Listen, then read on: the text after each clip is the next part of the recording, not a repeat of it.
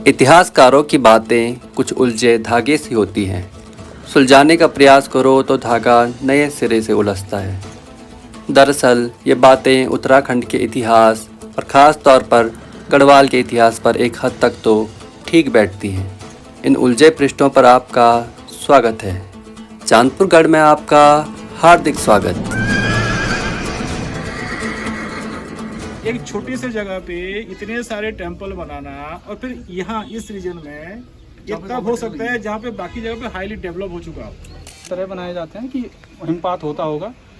इससे भी बढ़िया ये है कि यहाँ पे पहले से कास्ट पे काम होता होगा लकड़ी पे। ये तो हम लोग तुक्का मार रहे हैं कि वो 33वां राजा रहा, जरूरी थोड़ी 33 रहा होगा। वो तो हम लोग जो वो रतुड़ी ने लिख दिया हमने मान लिया। यहाँ पे 16 टेंपल थे, उसके बाद 14 बताए गए। अभी पता चला कि 12 हैं। मतलब बन रहे थे, टेक्निक क्या है अब देखो ना कैसे खड़े करके बिना सीमेंट और उसके, चाहे वो छोटा आर्किटेक्चर है बड़ा आर्किटेक्चर है, तो उस पर बहुत जरूरत है काम करने की। गढ़वाल हिमालय में प्राचीन काल से ही विभिन्न जातियों प्रजातियों के आगमन से निरंतर क्षेत्रीय सभ्यता व संस्कृति का विकास शेष भारत के अन्य भूभागों के समानांतर होता रहा। इन प्रमुख प्रजातियों एवं वंशों के क्रम में कार्तिकेयपुर राजवंश प्रथम ऐतिहासिक राजवंश था, जिसके इतिहास पर बागेश्वर, पांडुकेश्वर आदि स्थानों से प्राप्त अभिलेखों से पर्याप्त प्रकाश पड़ता है। यह राजवंश 1197 ईस्वी में अशोक चल व 1223 ईस्वी में कराचल देव के आक्रमणों से पूर्व ही पतनोन्मुख हो चुका था। इसके बाद निरंतर संघर्षों के साथ साथ गढ़वाल का लगभग 3 सदियों का इतिहास अंधकारपूर्ण रहा।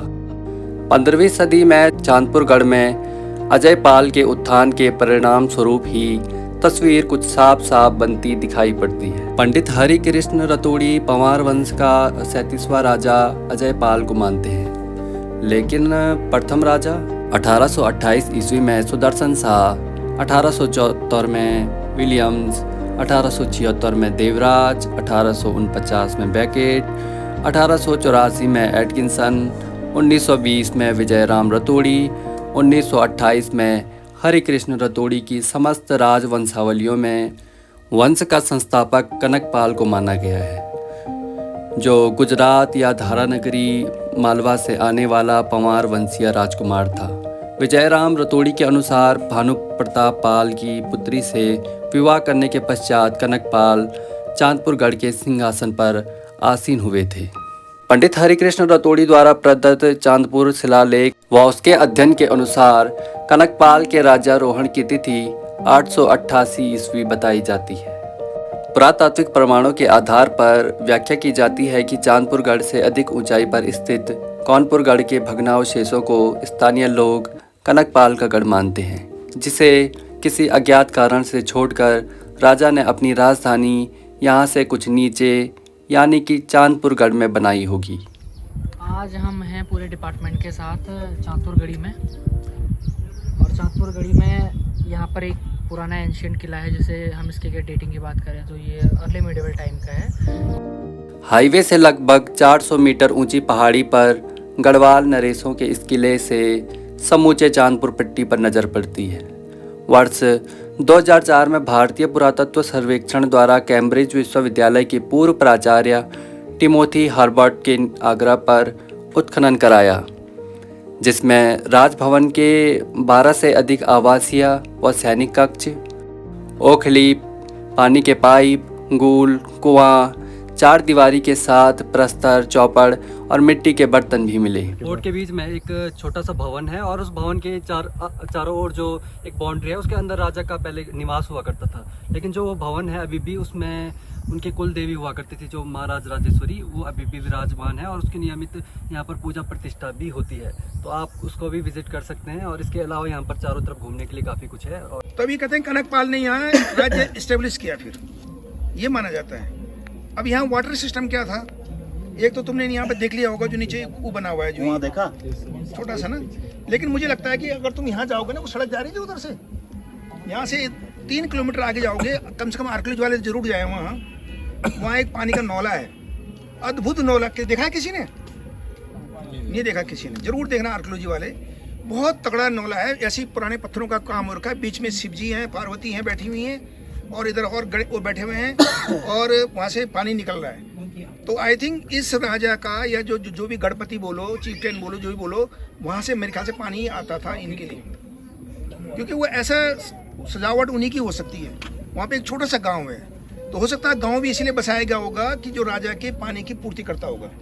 हमेशा राजा अपने बगल में उनको बसाता था ना, जो हर चीज़ की पूर्ति करते थे, चाहे वो लकड़ी बनाने वाला हो, कारपेंटर हो, चाहे पानी वाला हो, चाहे मिस्त्री हो, राजमिस्त्री हो, तो अगल बगल गांव वाले में रहता था वो। तो यहाँ भी यही कहानी रही होगी। फिर कहते हैं कि यहाँ धाड़े पड़ते थे, धाड़े मतलब लूट पड़ती थी तिब्बत से, तो ये कहा जाता है। मतलब तब राजा ने अपनी राजधानी कहाँ शिफ्ट कर दी? देवलगढ़ में। उन्होंने कहा यहाँ दिक्कत आ रही है और वहाँ करो।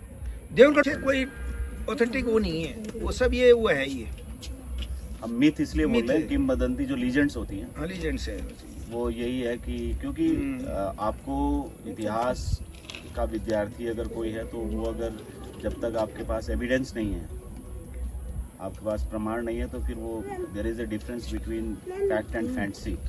तो history is based on the facts, है ना, वो फैंटेसी नहीं होती है। फैंटेसी होती है आपकी कथा, कहानी, उपन्यास में।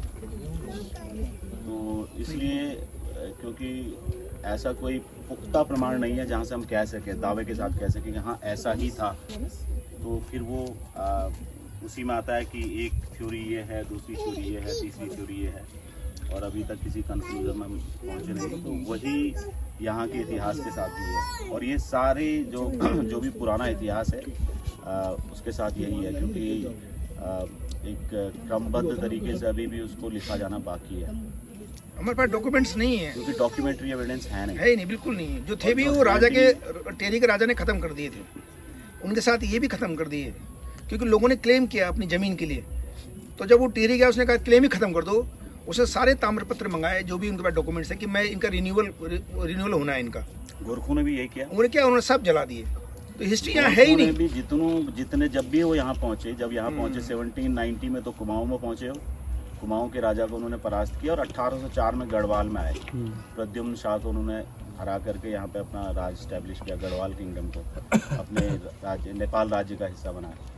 तो उन्होंने सबसे पहला काम यही किया कि जो भी सनदें थी, जो भी लोगों के पास राजा के द्वारा दिए गए ताम्रपत्र थे, उस ज़माने में होता था कि अगर किसी को जमींदार बनाया जाता था या राज्य का अधिकारी बनाया जाता था, तो उसको एक, जैसे आजकल अपॉइंटमेंट लेटर मिलता है, ऐसे उस ज़माने में ताम्रपत्र मिलते थे, या किसी और तरह की सनद होती थी, वो लिखित रूप में होती थी, और वो लोकल भाषा में होती थी, स्थानीय भाषा में होती थी। जैसे यहाँ पे गढ़वाली बोली जाती थी, तो गढ़वाली में ही सारे ताम्रपत्र आपको यहाँ के मिलेंगे।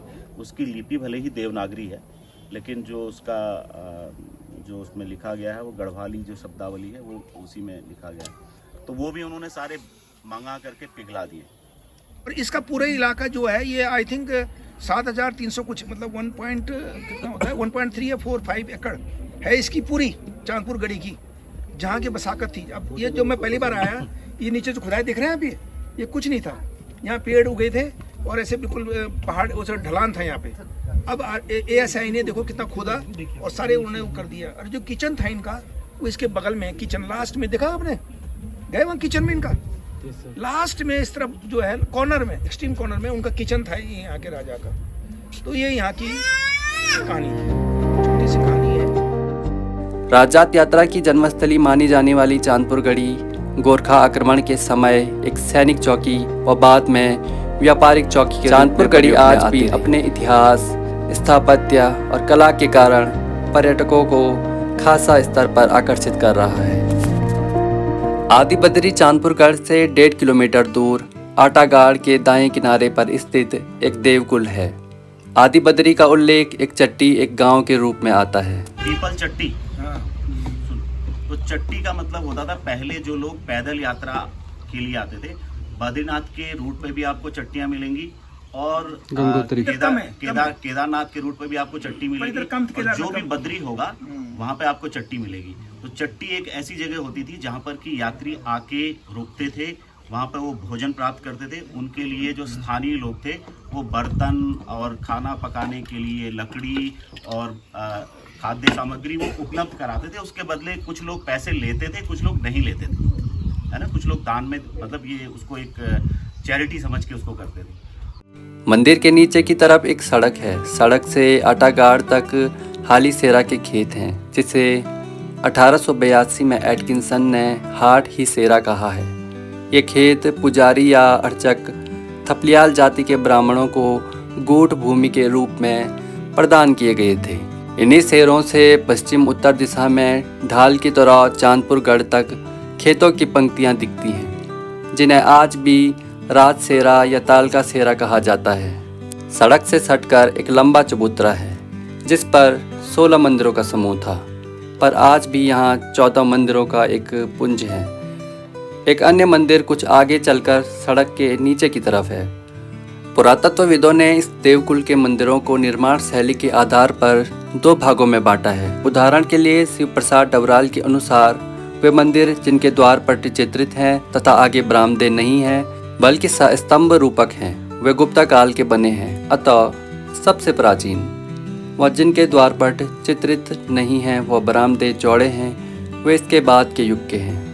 इतिहासकार मानते हैं कि कुछ मंदिरों के पत्थर व मूर्तियां अन्य स्थानों जैसे सिमली के प्राचीन ध्वंसावशेषों से भी यहाँ पर लाई गई होंगी, जिसमें घुटने टेके अंजलि मुद्रा की गरुड़ मूर्ति जिस पर शक संवत 900 खुदा हुआ है, यानी कि 978 ईस्वी को भी कहीं और से लाया हुआ मानते हैं। आदि बद्री में मुख्य मंदिर 10वीं सदी का निर्मित विष्णु मंदिर है।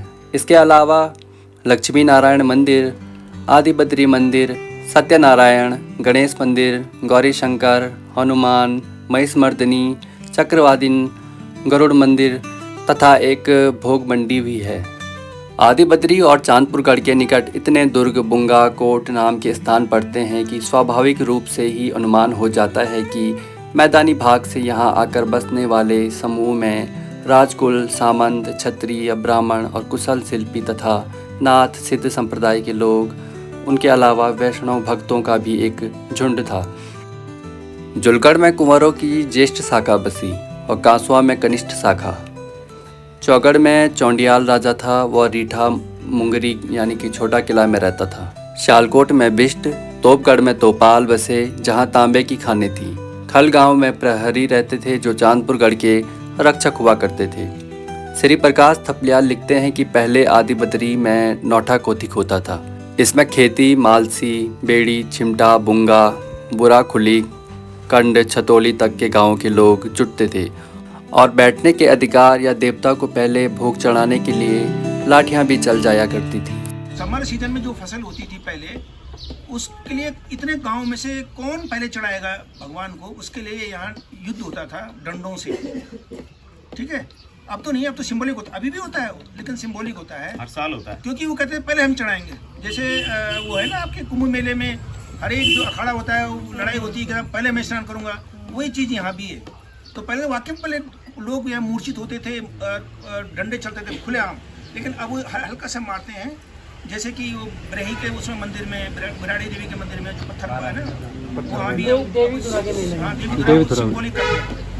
तो पहला जो चढ़ाता है वो अपने को बहुत वो मानता है कि मेरी इस बार फसल अच्छी होगी, अच्छा होगा, सब सुकून होगा, तो नोटा मेरा लगता है। और ये मंदिर केवल करीब 1 महीने करीब बंद होता है, नोट पूरा महीने भी नहीं होता। 15 मेरे ख्याल से पंडित जी हैं इधर, 15 नवंबर से लेकर और 13 जनवरी तक ही बंद कवाड़ इसके बंद रहते हैं। फिर पूजा अर्चना के साथ इसका द्वार खुलता है, फिर इसका पूजा स्टार्ट हो जाती है। और जो थपलियाल हैं यहाँ के लोग, वो इसके पुजारी हैं। पर यहाँ पर पहुँचने के लिए मैं आपको सबसे शॉर्टेस्ट रूट बताता हूँ कि अगर रेलवे स्टेशन आप बात करें सबसे नियरेस्ट स्टेशन की, तो वो है ऋषिकेश। और अगर आप ऋषिकेश तक ट्रेन से आते हैं, उसके बाद आप ट्रैकर करके कर्णप्रयाग तक पहुँच सकते हो। कर्णप्रयाग से आप जो गैरसैंण के लिए रूट जाता है सिमली बैंड से, उस रूट से आप अंदर आके यहाँ पहुँच सकते हैं। तो अपने आप में ये जगह काफ़ी महत्वपूर्ण है, हमारी विरासत को, इतिहास को संजो के रखा गया है यहाँ पर। तो आप ज़रूर आइए यहाँ पर, और काफ़ी बढ़िया लोकेशन है। बैल के लिए आई सब आदि बद्री में बैल के लिए आई सब तो पार में चांदपुर गढ़ी